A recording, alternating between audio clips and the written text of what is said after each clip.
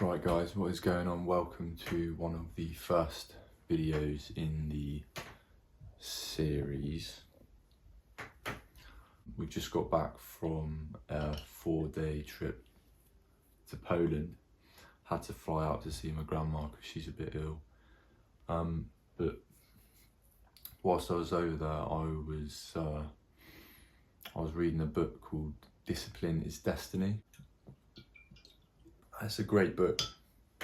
It's a really great book because although it sounds like a cliche self-help personal development book that everyone's plugging these days, it's actually a bit more than that. It goes through various historical references and real life examples of where a certain level of temperance was used.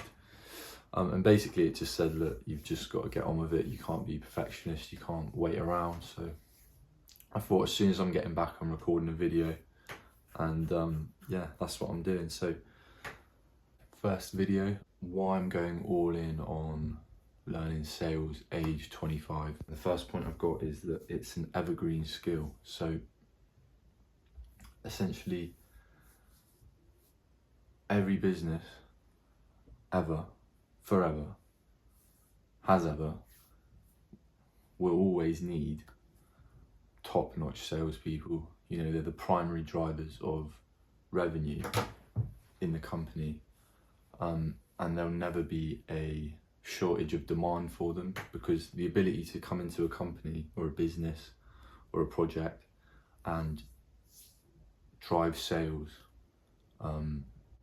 is really massive. I know in the book Ready, Aim, Fire, they talk about, the author talks about how the founder of the business should be the primary driver of revenue. It should be its first and foremost expert in sales, so that any moment he can jump in and make the necessary changes to drive revenue in the business or to change the marketing. Yeah, I've been bouncing around from job to job since I was 18, basically doing things that weren't very fulfilling, like labouring jobs. I've worked in care homes, I've worked on luxury yachts, and these all were good learning experiences, but they didn't actually really spark anything inside of me. Although when I was 18, I did a cold calling job. My friend got me a job in a cold calling centre, and that really woke me up to, you know, the reality of how, you know, business works, how communication and service works, how to essentially make money, which yeah, it's a real eye-opener. But I always said to myself, if I want to go back into that, then I'm going to go back into sales, because that was one of the most challenging things I ever did. Yeah, so it really resonates with me. You know, I enjoy the human psychology aspect, I enjoy the persuasion aspect, and the, you know, helping them solve a problem. I really do enjoy that. Point number 2, it's outside the box, and it teaches you to think differently. Especially contrary to what you're taught in school, it certainly is a paradigm shift, right? So a paradigm is like a certain way you do things, a certain way you see things. It's a certain way you operate in the world. I think school doesn't teach you, especially, you know, in theory, all you're doing at school is theory, or at university is theory. You're not actually getting that real life experience. I think the great thing about sales is when you actually do go into it, you get a massive amount of experience, and it kind of opens your mind up to how money's really made, how businesses are actually run, and actually, you know, you learn things at a much more rapid rate than you would in a classroom, or you would in a business course at university, right? Because you're learning about the different levels of the business, you know, what happens at this part of the funnel, what happens in these operations, you know, how do we serve the clients, you know, how do we get the clients to buy, you know, how do we speak to the clients, and how do we provide a really good service? You're not really taught that anyway. For me anyway, I realised I didn't really have a clue what was going on. You know, they don't teach you these things in school.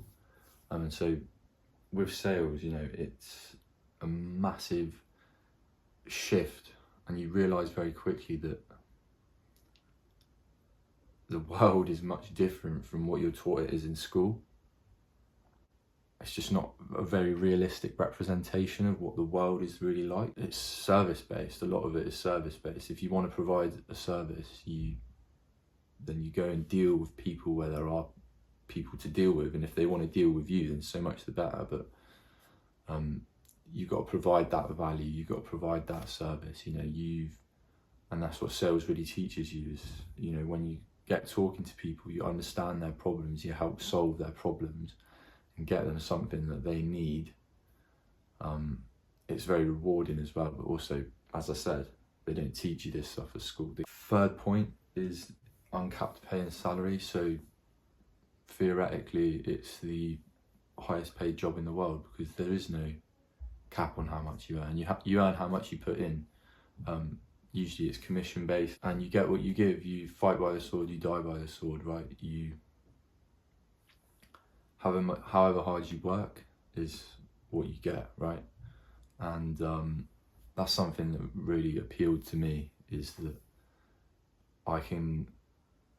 there's a direct correlation between how much I put in and how much I get back. You can get salary roles, but especially when you're working on a commission, it's really, that emphasis, it's really that edge that you might need to make yourself better. You can either sink or swim, I guess, but like Brian Tracy says, all skills are learnable, and it's a great opportunity when you get into sales to develop these really important key skills that matter, not just airy-fairy stuff that doesn't matter.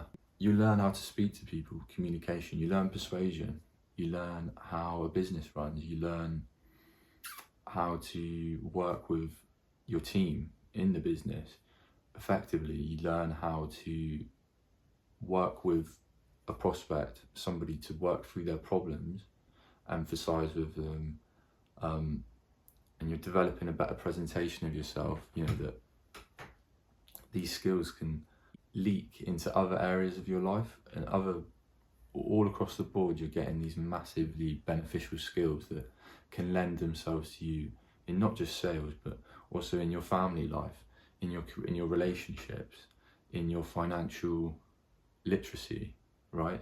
So you're learning all of these and you're getting a massive amount of experience, and it's real, right? It's real. There's a potential there, and there's potential for you if you step up to the plate to really make a killing of it. It's a really great opportunity. When I say persuasion, people often get this idea that salespeople are there's like a stereotype around them. Like, you say salesperson, right, what do you do? Oh, I'm a salesperson. It's kind of like a bad odor around it, but salespeople make the world go round. They're the first and foremost person in any business that drives revenue, and understanding how to work with people, understanding psychology, understanding persuasion is a massive deal, because that's where your money is. Your money is in providing a value and a service to other people that need that, or maybe if they don't realise they need it, it's your job to help them. Maybe they've got an issue, and people say, oh, isn't that quite manipulative? Not if you're using it for good, because a lot of people don't realise that they have issues. A lot of people don't realise that this problem's as bad as they think it is. And it's your job then to work with them, to help persuade them, to make them see a blind spot that they can't see, and make them realise, this is what will happen if you don't change it, and this is what will happen if you do change it. So it's very rewarding when you get to work with people on their personal development, for example. You can make them see that what's your family life going to be like if this doesn't change? What is going to happen what's XYZ going to be like? What's your life going to look like in a few years if you continue doing this and don't get this sorted? So little things like that, for example, and when you're genuinely working with someone to help them, it can be very rewarding. we're quite stubborn. Humans, we're quite stubborn. Oftentimes we know we need to change something, but we don't want to. And that's where sales comes in a lot as well. It's just, as I said, helping people realise their blind spots, helping them see that, no, I do need to make a change. And so you're helping them. It's really a consultative role. It's not you versus them and you're trying to get them to buy something. Zig Ziglar says, he says, stop selling and start helping. It's more you and them versus the problem and how we're going to solve that together. That's a mark of a true salesman, I believe, and what I've been taught to believe anyway. So yeah, massively rewarding. So yeah, those are my 3 or 4 points on why I'm learning sales age 25 and going all in on developing that skill. So thanks for watching, guys, and we'll see you in the next one.